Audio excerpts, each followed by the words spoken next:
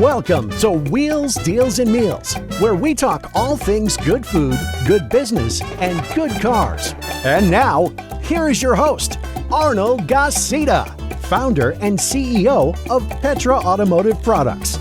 Let's roll. Man, I'm excited about today's show. We have a very good friend of mine, David Boyle, on the show. Very successful individual, entrepreneur, lots of different businesses, past, present, and future. And so, as you know, we do this show where we interview successful people throughout the world at their favorite restaurants. When we talked to David about interviewing him, he said, look, I love to cook. It's a way for me to de-stress. So why don't you come to my house and I'll cook. So this is like our first cooking show. David, thanks for being on the show, brother. Good to be here, buddy.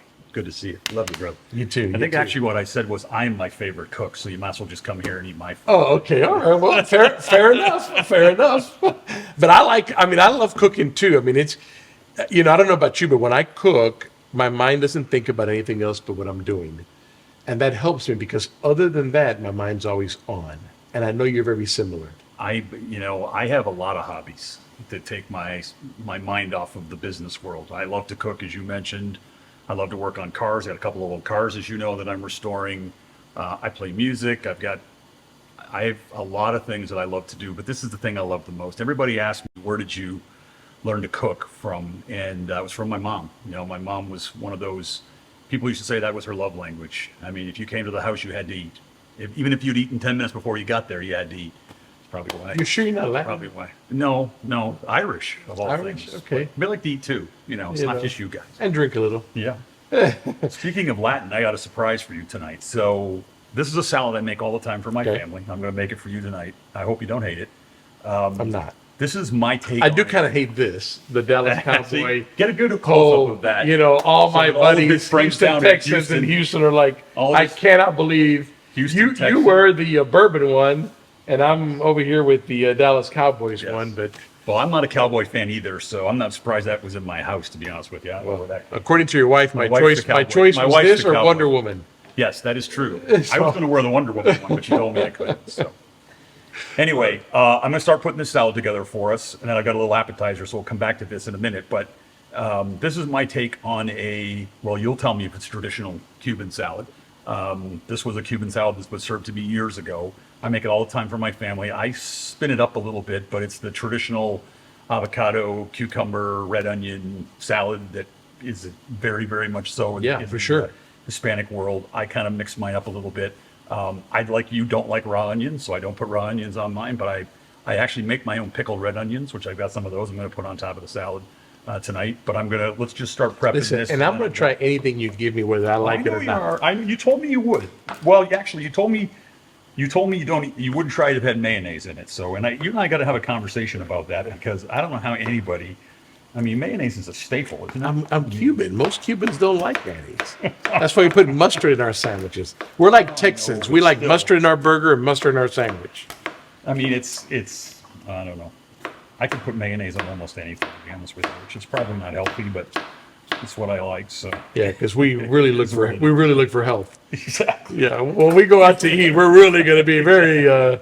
We want to make sure that we get the healthy menu. Exactly. So there's a couple of avocados in here. Whoops, I'm dropping things on the floor already. There's avocados and cucumbers. A couple of avocados in there, and you want to get your avocados not. Whoops. For those that cannot see this, I just dropped some. It is so beautiful and so green. Very, very green. You got to get your avocados a little bit hard. You're not making guacamole, so you don't want them soft, right? You want something that you can chunk up and whatnot. Now, are these the Mexican avocados, the smaller ones, or are these the Cuban type that are the bigger ones? Those are the big ones. Okay. Yeah, those are the big ones. Now, the dressing for this is as simple as it gets. The whole thing. Now, one of the things I like to do to kind of, you can put black beans in this. You can put whatever. I'm a big fan of sun-dried tomatoes, so I picked up some fresh sun-dried tomatoes the other day, so I'm going to toss some of these in there. That gives it some color, too. It's beautiful. Now it's orange and green. Yeah. Is that a football team or not? No. So dressing is simple. Some red wine vinegar, lots of it. Got to have some good vinegar on there. And some decent olive oil. It's got to be the too expensive stuff, but just put a little olive oil in there. And then the best part, you got to get some good kosher salt. Lots of salt, because of course we know that's good for us too, right? Avocado, cucumber, sun-dried, olive oil, vinegar, salt, and pepper. Yeah. Fresh grounded. Fresh ground pepper. The last thing I put on it, again, because this typically is served with onions, but I don't like onions, but I actually make my own. This is the easiest thing to do. And you pickle it. Yeah, you do it. It's so easy. Man. I mean, So what's easy? Tell me.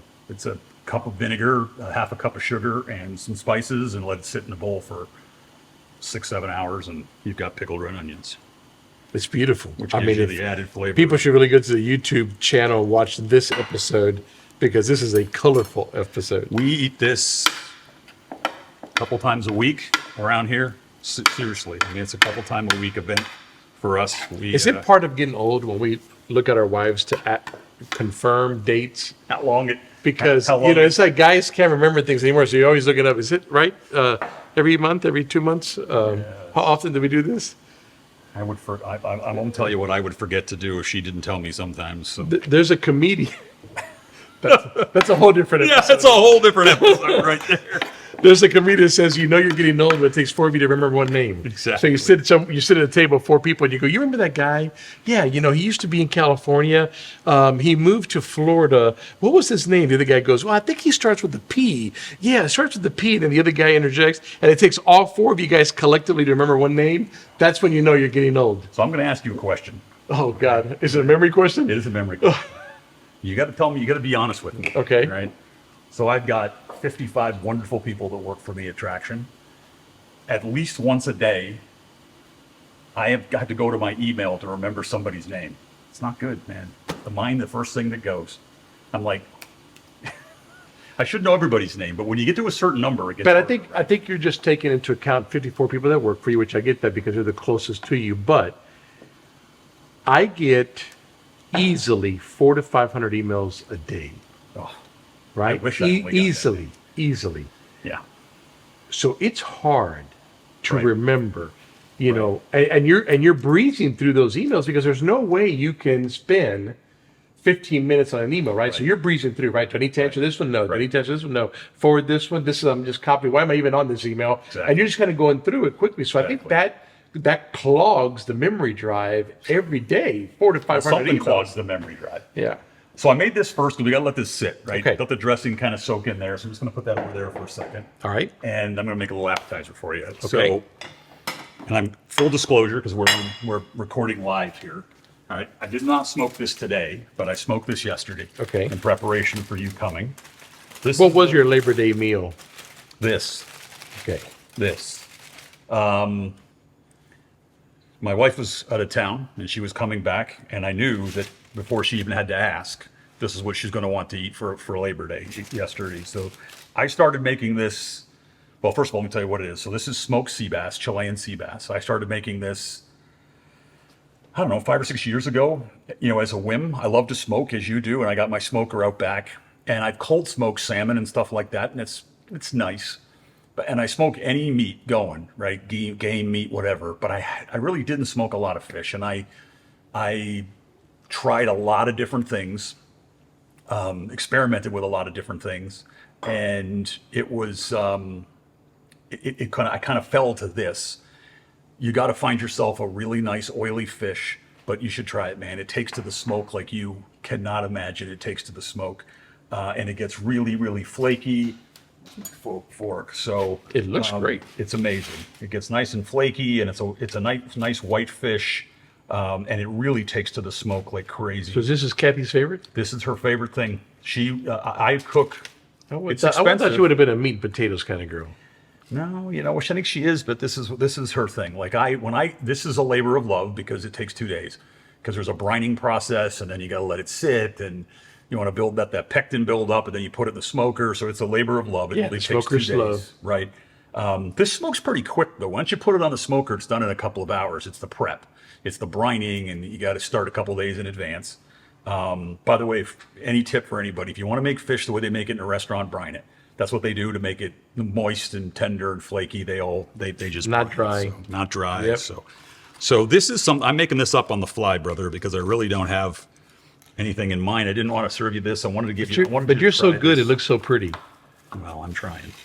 So we got What are these, black bean chips? Those are blue corn chips. Oh, blue corn And chips. this is going to be my take. See, I on was thinking Cuban. Yeah. This is going to be my take on a smoked All right, so we have sea the bass nacho. smoked sea bass on blue corn chip. Smoked sea bass nachos is what I'm going to do. So I'm going to put a couple of nice pieces of sea bass on here. And I'm going to let you try this sea bass on its own too, because it's so good, dude. It just melts in your mouth. As you can see all I the told oil. Eleazar, our director, on the way over here, we can't eat a lot because we're going to eat a lot. Yeah, exactly. So on top of this is something else I make that Kathy loves. This is fresh made mango salsa that I make. What's in the mango salsa? Mangoes, red pepper, red bell pepper, jalapenos, some of the pickled red onions, and some cilantro. And that's it. All right. It's pretty basic, but it's got a kick to it from the jalapenos, but it's also got nice sweet from the mango. Probably making more than we need here, but we can always feed our cameraman, right? He looks like he looks likes it. like he's ready for something. So, okay, so a little bit of the ricotta cheese on top of it. Cilantro, try that. Grab one of those. Okay, here we go. Stick that in your face and see if it tastes good. If it doesn't, don't say anything.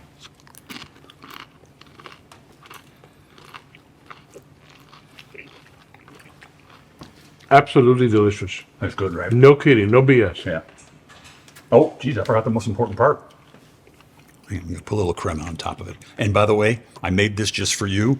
No sour cream in there. No Mayonnaise? no sour cream in that. It's all right. I told you I would have still ate it for you. I know. Dude, that's delicious. The fish is what makes it, right? That really is incredible. Thank you. I can make a meal out of that. Yeah, for sure. You got a little bit of a bite, but you can also get the sweetness of the mangoes in there. And I loved it. I loved it. That's all I'm going to do this now. yeah. It's so good. I'm going to steal this idea from you. And this Or is just so- come over and have you do And it. this is so easy on your smoker at home, dude. You will absolutely. It takes a lot of time because you got the brining, but it's sitting in the fridge. Yeah, but that's you know, so you just that's 24 part of hours. cooking is that you do it right. Right. My dad always told me that, especially when we were talking about smoking, right? It's slow. It's a slow process. Right. The prep, to get everything ready, to smoking it right. It's slow. You cannot hurry this. The best part about this, it's a bit like a brisket. So I do this, and I'll do it early, like on a Sunday. We get some people coming over, but you don't exactly know what time people are coming. 2 hours on the smoke, take it off, wrap it in some foil, wrap it in a towel, put it in a cooler just like you would a brisket, and that sucker will sit there, and you pull it out. And because of the brine, I mean, just taste the fish. Yeah, it won't get dry. Because of the brine, see, look And you don't have it- and you look at don't have it on the moistness on fire. that. Right. It's delicious. It is, right. You just taste the hint of smoke, and there's very little seasoning on that. What you're seeing on the outside is that char from the smoke, right? Very, very little seasoning on that. I don't put just a little salt and pepper. What'd is you all I put about on 2 it. hours on the smoker? About that. Yeah. About 250? 225. 225, 240, up and down, depending on. And it takes about 2 hours, and that was a 5-pound loin. You put it straight on the smoker? Right. Yeah, just put a piece of tinfoil down, put it right on the smoker. Don't cover it. Just Okay. straight down on the smoker. And when you go to buy it, I get it from a fishmonger here in South Lake near where we live. Get the loin piece. A Chilean sea bass is a big fish, right? It's about yay big. And the loin part of it, it's the belly of the fish is, you get a loin, it's about that big and about that long. The tail piece is a lot thinner.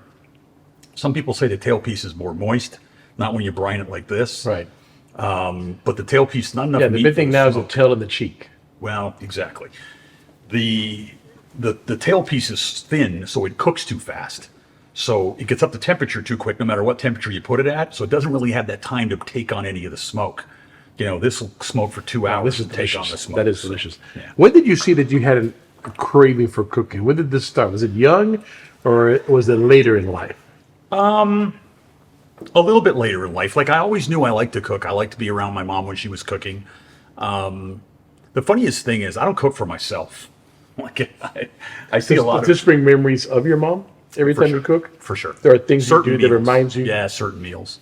She was much more basic than I was. Like I do a lot of things that she does too. Like one of the things that Kathy loves is, I'll get home at 6 o'clock, 7 o'clock, and it's like, should we order out? And I can, if there's a protein in the fridge, I can make something.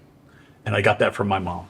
We didn't have a lot of money as kids growing up, and my parents had 3 kids back to back to back. And I was a child of the 80s, 70s and the 80s, and there just, wasn't a lot of money to go around. My dad worked hard all of his life, but, never made a ton of money. And we never went out to eat, so we couldn't afford it, ever. I think really the first time I think I was in my 20s when I went out to a real restaurant.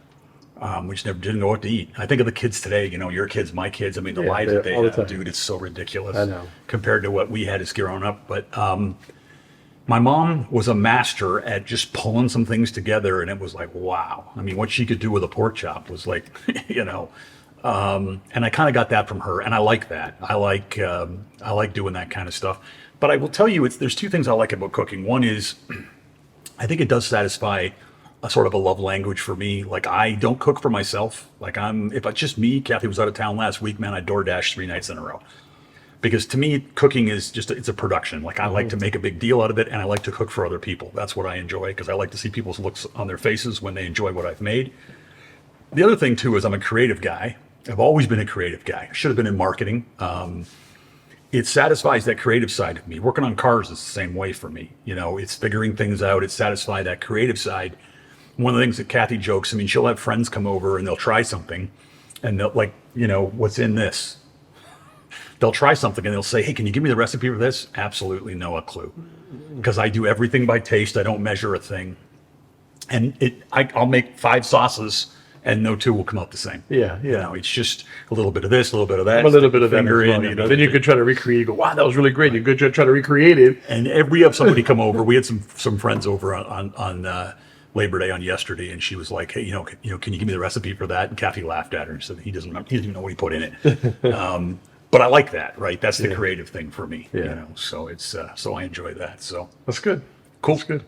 All right. What's next? Well, next is I am going to make us some steaks. All right, let's do it. All right. And this will be real quick because these have been sitting. So these have been sitting room temperature. I'm not a steak master by any stretch of the imagination, but I have figured some things out along the way, some important things out along the way. One of the biggest mistakes people make is 2 mistakes. One is what I'm doing right now. They put the steak in the pan wet. And that's a no-no, because you want that sear, right? You want the pan super hot. So we're going to get my pan started here. You want the pan super, super hot. No oil in the pan because that just creates smoke. You want the steaks super dry as you can get them. And you want to make sure that they're at room temperature. So these are well into room temperature. So It's funny. I think what you're saying here is what I've said so many times when I go to some steak places, that I can taste that the steak was frozen. It's terrible. Right? You can taste it too, can't you? Yeah, for sure. And Yeah. You go in there and you realize when you take a bite of it, you're like, no. Okay. And what I'm doing here is I'm just going to oil one side. Okay. And the reason I'm oiling one side is, I want the salt to adhere to it, right? So, no pepper. I'm not a big pepper fan on my steaks. Oh, really? No pepper? No. Okay. I will finish it with some pepper. Okay. If somebody wants pepper, but just a little bit of salt. Get the pan up to temperature here. You want to get that pan Hot. 400 degrees. Get that thing smoking and What kind of steak is this? So, this is my favorite cut of steak. It don't look like much, but wait till you taste it. So, you ever had a ribeye cap steak before? I have. Aren't they amazing? They're great. I had never heard of them about 15, maybe 20 years ago. I was at a Michael Mina restaurant in Scottsdale, Arizona, and it was on the menu, and I didn't know what it was, but I ordered it. The waiter said, you got to try it. It's absolutely amazing. And you know what they do? I mean, they butcher a ribeye, right? They ruin a ribeye. They take a rib roast and you've got the eye of the ribeye, and then you got the ring of fat, and then you've got that real tender spot around the outside. Well, they cut it this way, and they create steaks out of it. That's why they're super thin. They say it's the, this is the chef's steak, right? Because he saves this for himself, right? Because I know some people may not agree with me when I say this, when I make this statement. I also think it's probably one of the closest steaks that you can get to Kobe. Oh, for sure. Right? Because of the texture, the fat. It's the high degree of marbling, right? It's the high degree of marbling. And, I'm just gonna, hopefully it doesn't kill your sound here. I'm gonna put that on low. Otherwise we'll be smoking ourselves out here. So these cook fast, right? I mean, 4 or 5 minutes aside, flip it once, let it rest. That's the third thing. So the 3 things I tell people when they ask me all the time about steaks, right? Make sure it's at room temperature. Make sure it's patted dry. Salt it before you put it in the pan or on the grill.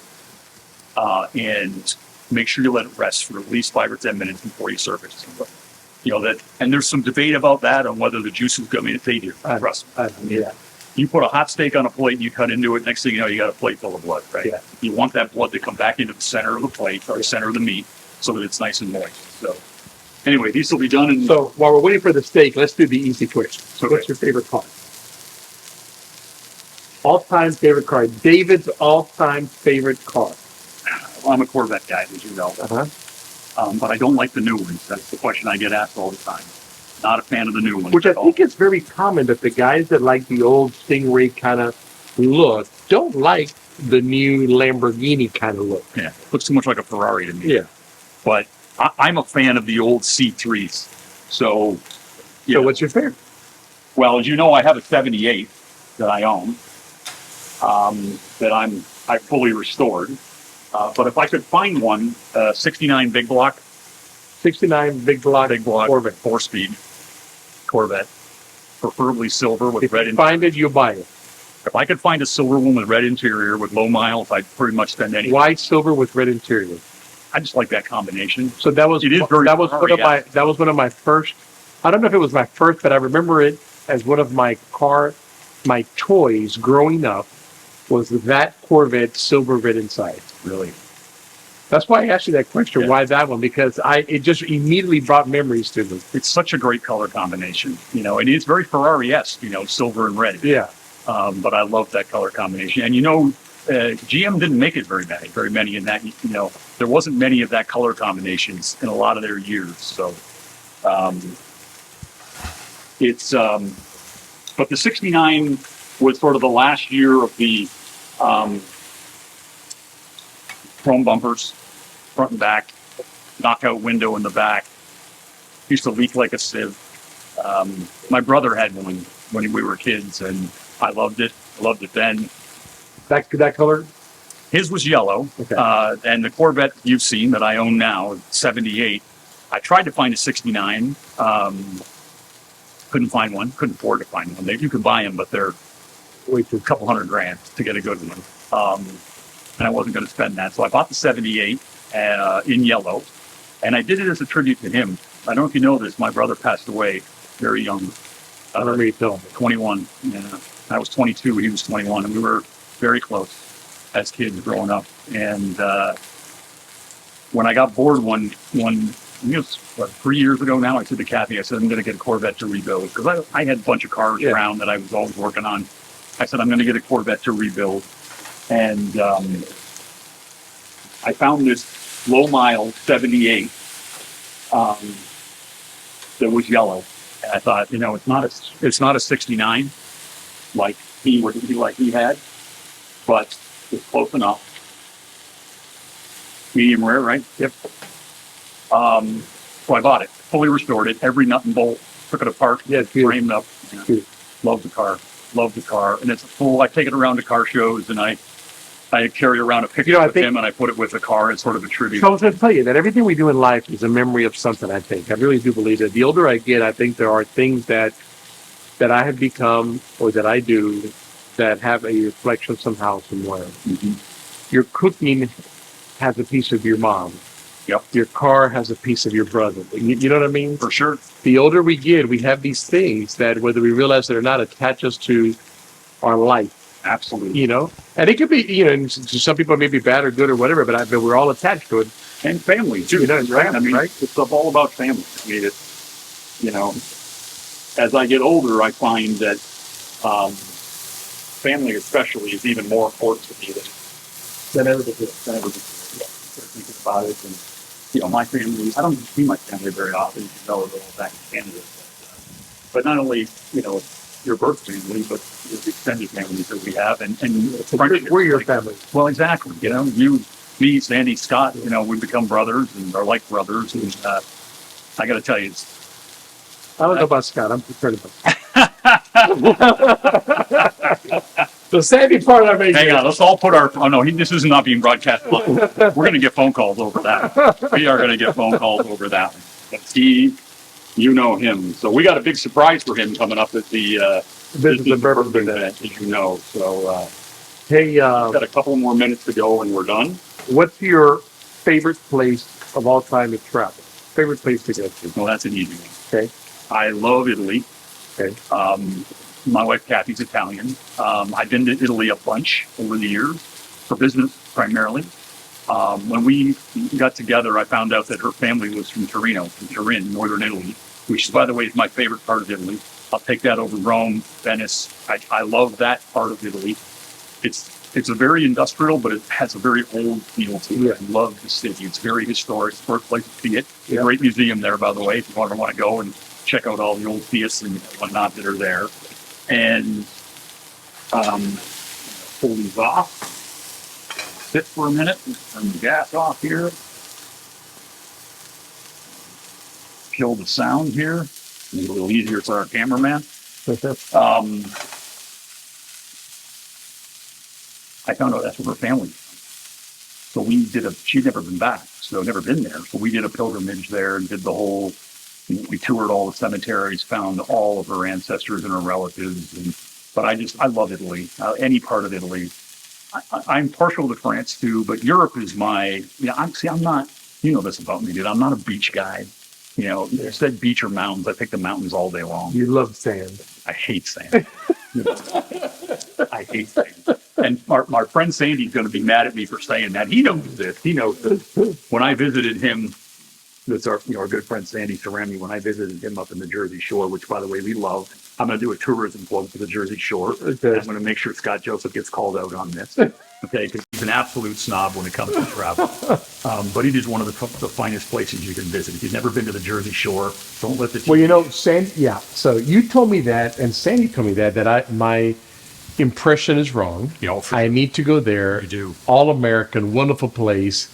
So I need to go. I need to go. You do, and I will tell you that. But I agree with you on Italy. I would say that probably Italy is one of the most beautiful places that I have for many reasons. I've enjoyed the people, the food. I love going to any place in Italy, Florence, Venice, Rome, and just going down an aisle and stopping at any restaurant. Mm-hmm.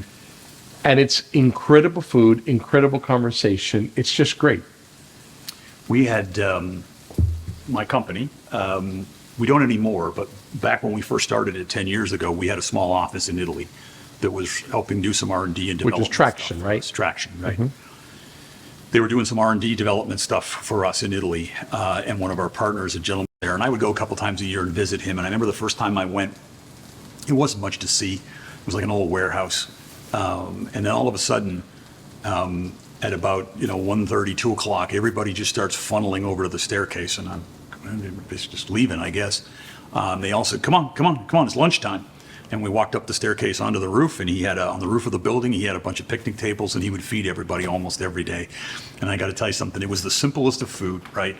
Little fresh pasta with some pesto, and I'm telling you something, it's the best thing you've ever eaten. I mean, it doesn't taste anything like what it tastes. Listen, I've ate something as simple as spaghetti in a hole in the wall in Venice, and it was incredible. It doesn't taste anything like it tastes here. Yeah, no, it's great. The food is less processed, and it's made fresh every day. The bread, the pastas, the sauces. I mean, it's absolutely spectacular. We went to a place in Athens in Greece that I did like as well, restaurant-wise, where we went by the bay, and they had the fresh fish. You would go in there, and whatever fish they caught that day, that's what they served. Right. With rice, French fries, and vegetables. So you just sat down, and whatever they caught that day, that's what you ate. It wasn't like you looked at a menu. It was like, come in, sit down, and here you go. That was good too. The food was good, the ambiance was good, and just that whole experience of you don't get to pick Right. is great. All right, what do we have here? All right, so these are another thing that I make for Kathy that she loves. These are my roasted potatoes. I got a mixture of just, regular yellow potatoes and some purple potatoes in here. And there's just a little bit of butter, not much, a little bit of butter, a little bit of olive oil, and some garlic and some salt and pepper. And then I finish it. This is the sort of the piece de resistance, they say. I finish it with a little black truffle oil, because that truffle oil makes everything taste better, right? And just give it a little mix here, and we're going to plate this. Whoops, potato overboard. And we're going to plate this, and we're going to plate our salad because it's ready to go. That looks great. And we are going to eat. All right, let's get those plates together. Let's get these plates. Thank you for listening to Wheels, Deals, and Meals, your main source for all things good and fun, business, food, and cars. If you like this episode, make sure to rate us and subscribe. If you would like to be a guest on our show, please leave a message at the link below. Till next time, happy eating!